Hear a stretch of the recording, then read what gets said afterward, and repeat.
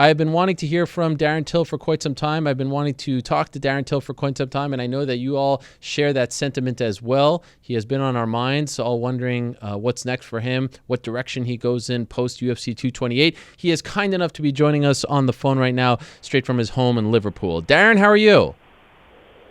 What's happening, mate? You okay? Good to speak to you. Oh, yes, it's a pleasure. I really appreciate you doing this, Darren. Thank you so much. So there's obviously a lot to talk about. What has life been like the last, month and a half or so after that whirlwind, UFC 228? Have things quieted down, calmed down a little bit for you? Yeah, it's okay, mate. As I say, I haven't been too much out there in the media and that after my fight.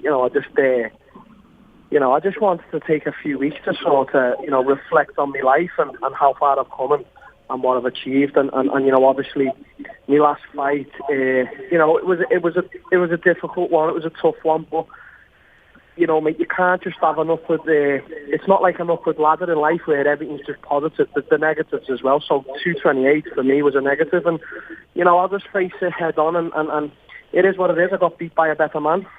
Did you feel like you needed a little bit of like a detoxification? There was so much hype and so much buzz leading up. Like you just wanted to get away from the spotlight a little bit after the fight?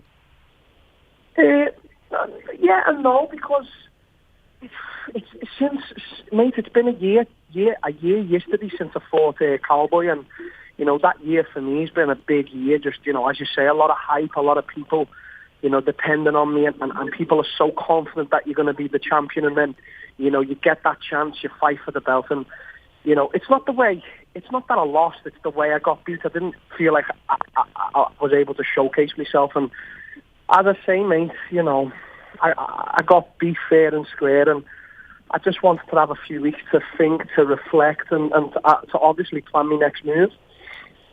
Have you had a chance to watch that fight? Have you sat down and actually rewatched the fight against Tyron?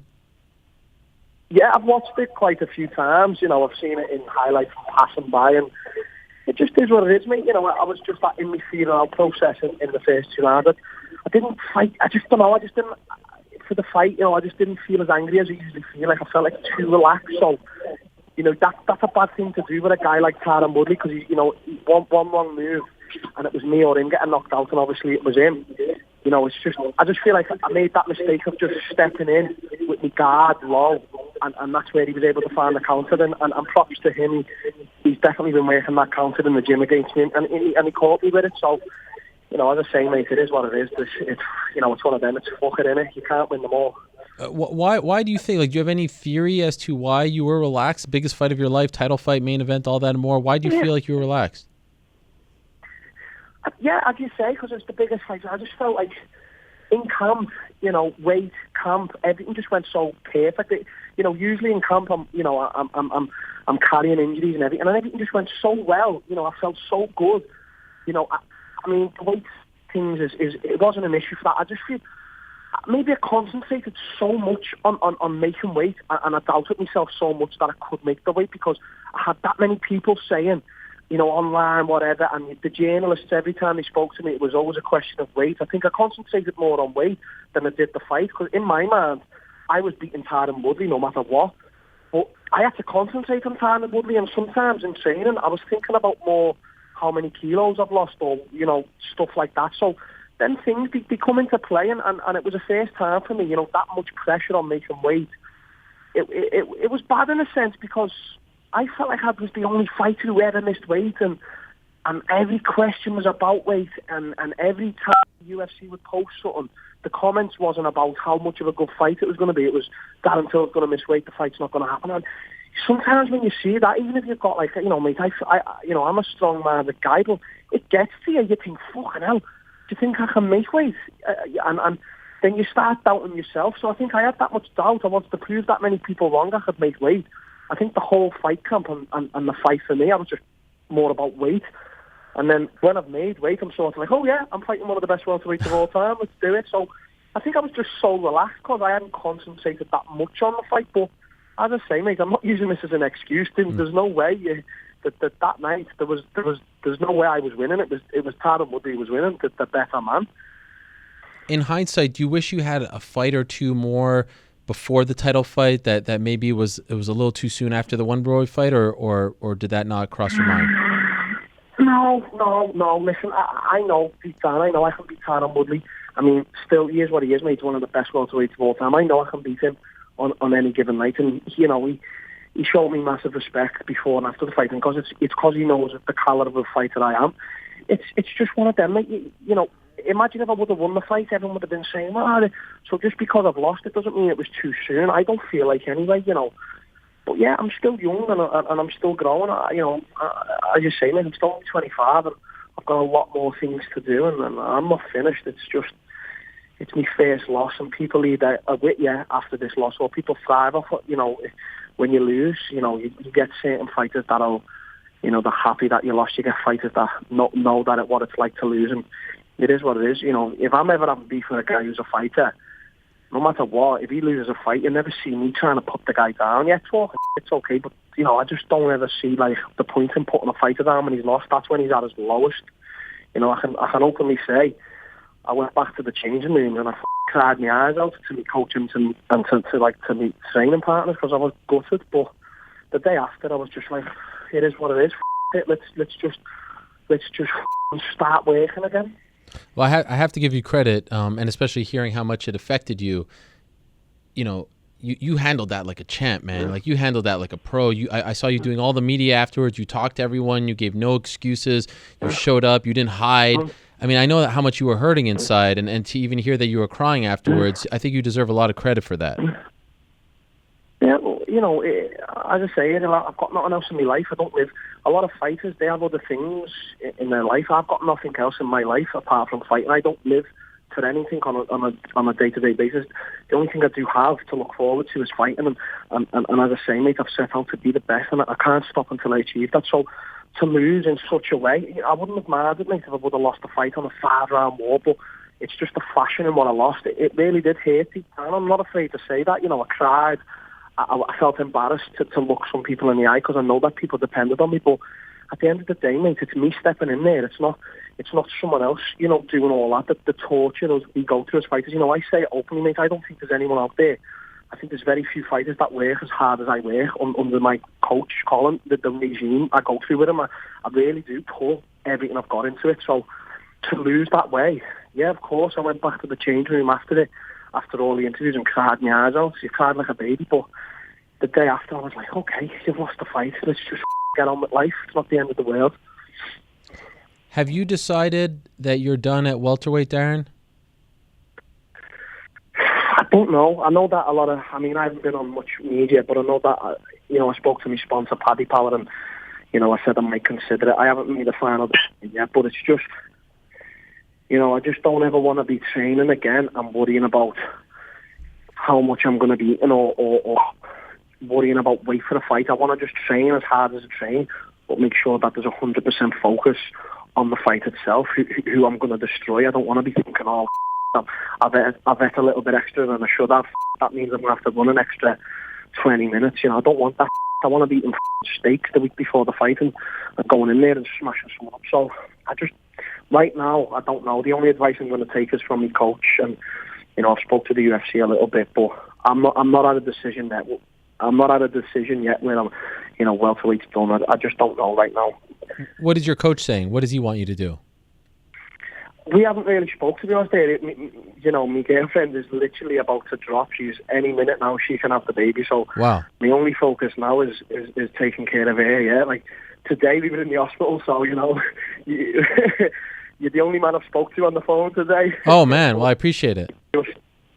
Yeah, don't worry, mate. It's just right now, me and my coach haven't really spoke a lot. I've been training, obviously, but I think he's just letting me have a few weeks where I don't think about a fight and I don't think about anything. I just think about, obviously, this year I've been so selfish in training, and my girlfriend has followed me every step of the way. I think these next few weeks now need to be really about her and taking care of her. So that's what I've been doing.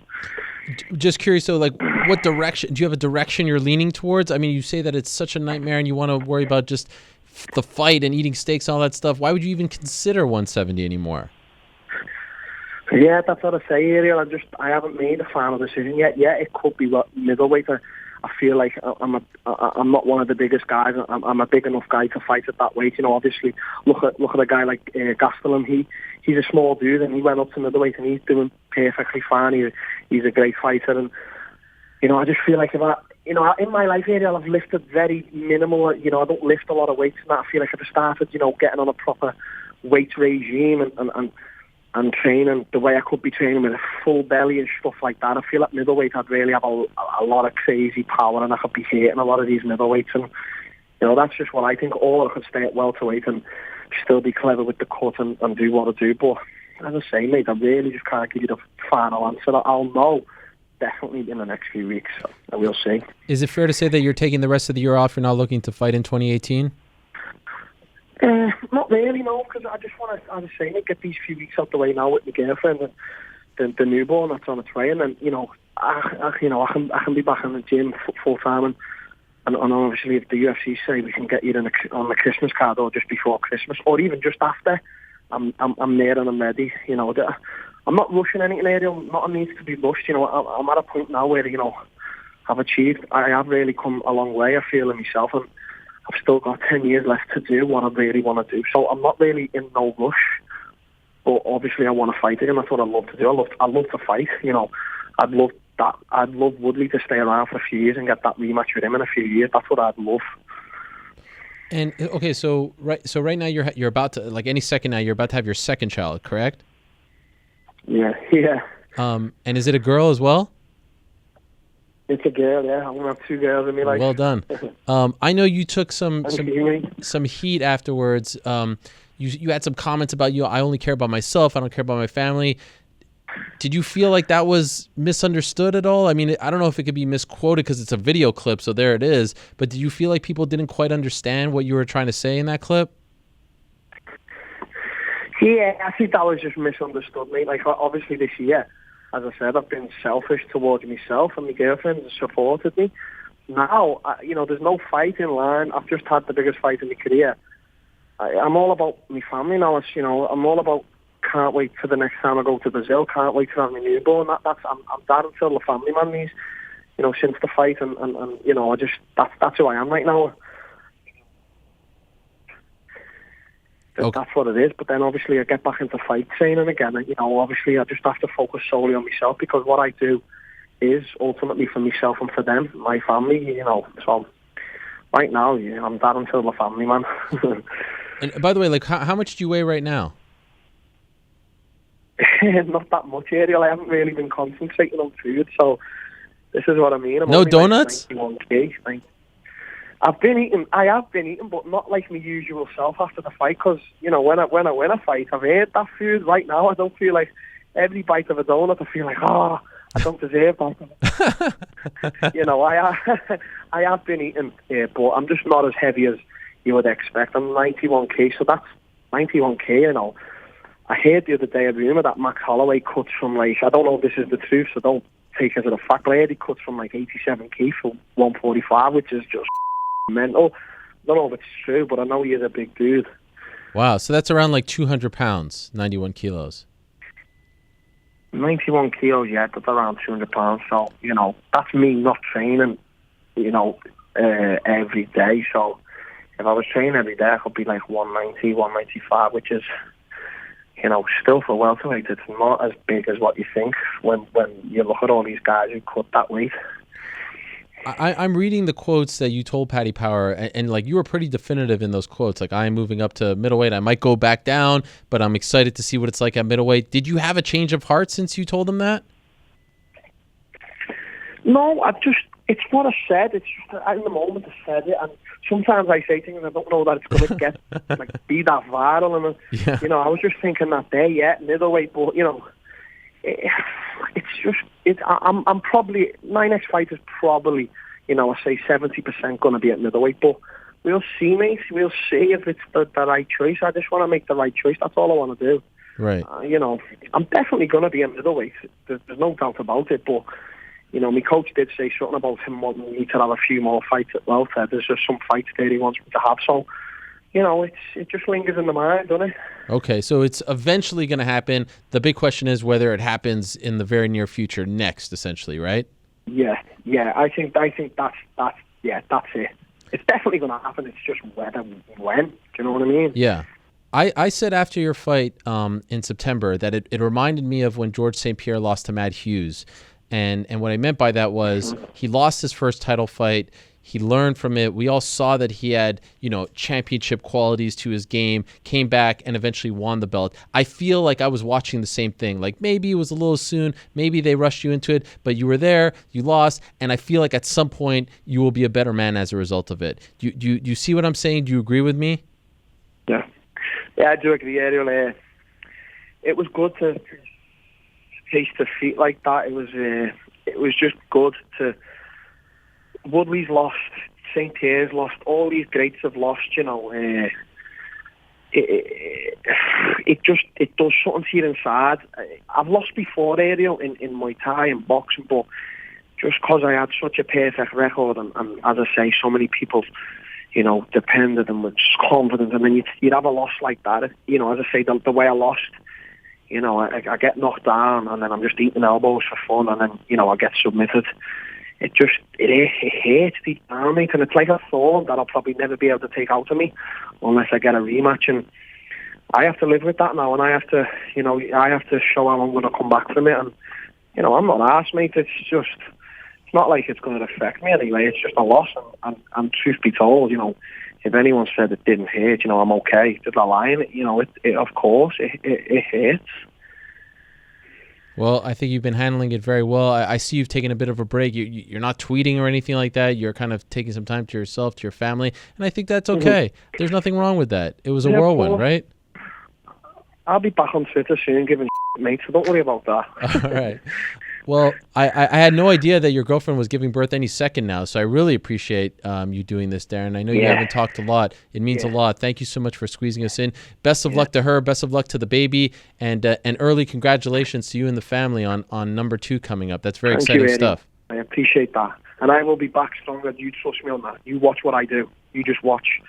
I can't wait. Thank you, Darren. All the best to you. Thanks, mate. Bye-bye. All right, there he is, Darren Till. Always a pleasure to talk to the gorilla, and congratulations to him and his girlfriend, and of course, best of luck as they're about to embark on having their first child together and Darren's second girl. That's exciting stuff. So hold the phone on Darren Till middleweight. He says that he's still considering welterweight. We'll see what happens there.